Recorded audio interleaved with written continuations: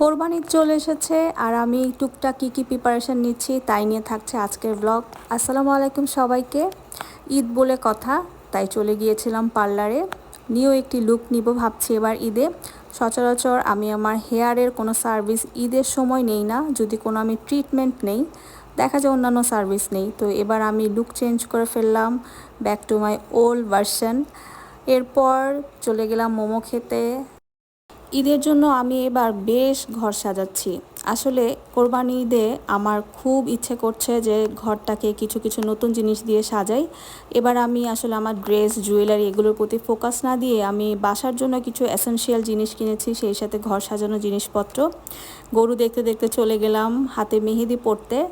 ব্যস্ততম সময় কাটাচ্ছি খুব, এর জন্য আমি এমন একটি প্লেস চুজ করেছি যে শপিং করতে করতে যাতে আমি ঝটপট মেহেদিটাও পরে ফেলতে পারি।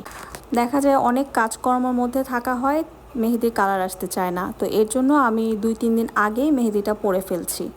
তো তাহলে একদম ঈদের দিন মেহেদির কালারটা আসে। কেমন হয়েছে ডিজাইনটা? আমার তো বেশ ভালো লেগেছে। এর পরের দিন সন্ধ্যাবেলার দিকে কি সুন্দর একটা লাল কালারে আকাশ হয়ে আছে, এর মধ্যে তো অনেক বৃষ্টি হচ্ছে। তো আমি ভেজিটেবল লাভার, কোরবানি ঈদের সময় তো অনেক মাংস খাওয়া হবে সবার, কিন্তু আমি আমার এই ভেজিটেবল ছাড়ছি না।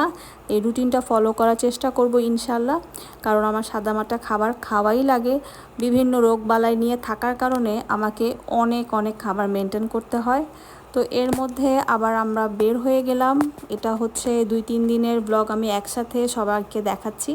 মিস্টার DIYতে চলে গেলাম। সেখানে গিয়ে তো আমার পুরাই মাথা নষ্ট। কাউকে যদি বলি কেউ বিশ্বাস করবে না, আমি এখানে এই প্রথম গিয়েছি। আমি অনেক আগে যেতে পারতাম, আমি জানতাম গেলে আমি ওখানে হারিয়ে যাব। তো খুব একটা সময় পাইনি, খুব তাড়াতাড়ি সব কিছু অফ করে দিচ্ছিল, এর জন্য আমরা বেশি একটা কিছু কিনতে পারিনি। এরপর চলে গেলাম কাশ্মীরি চুড়ি কিনতে। ঈদের সময় যদি এই চুড়ি না কিনি তাহলে কি হবে?